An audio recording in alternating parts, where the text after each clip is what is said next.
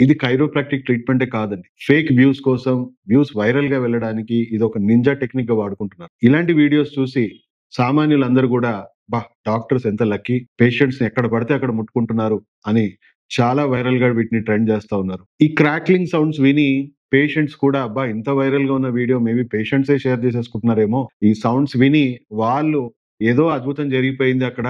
ఏదో క్యూర్ అయిపోయింది అని చెప్పేసి వాళ్ళకొక ఫేక్ ఫీలింగ్ క్రియేట్ చేస్తా ఉన్నారు. నా పేరు డాక్టర్ పిఎస్ సాగర్ అండి. నేను ఒక functional rehabilitation specialist, acupuncturist and senior most chiropractor. నేను ఏ పేషెంట్స్ ని కూడా ఈ విధంగా వల్గారిటీతోని ప్రమోట్ చేసుకోవడానికి నేను యూజ్ చేయను. నేనే కాదండి, ఏ జెన్యూన్ డాక్టర్ కూడా తన పేషెంట్స్ ని ఈ విధంగా వైరల్ అవ్వడానికి, ఎక్స్‌పోజ్ చేయడానికి ఎవ్వరూ వాడుకోరు. కైరోప్రాక్టిక్ ఒక మంచి వైద్యమేనండి.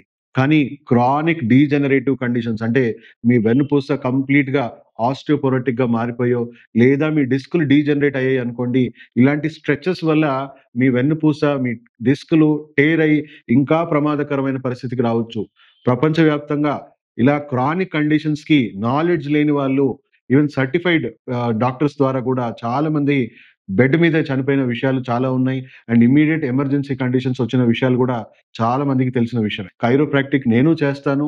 బట్ పేషెంట్‌కి ఎర్లీ స్టేజెస్‌లో అంటే పచ్చి కొమ్మలాగా ఉన్నప్పుడే ఎండు కొమ్మలాగా మారిపోయినాక ఈజీగా టేర్ డ్యామేజ్ అవుతుందండి. పచ్చి కొమ్మగా ఉన్నప్పుడే మనం ఇలాంటి స్ట్రెచెస్ కానీ, ఇలాంటి అడ్జస్ట్‌మెంట్స్ కానీ చేయొచ్చు. ఎర్లీ స్టేజ్ ఉన్న వాళ్ళకి ఇన్‌స్టంట్ రిలీఫ్ వస్తుంది గానీ ఒక పర్మనెంట్ ఫిక్స్ కాదండి.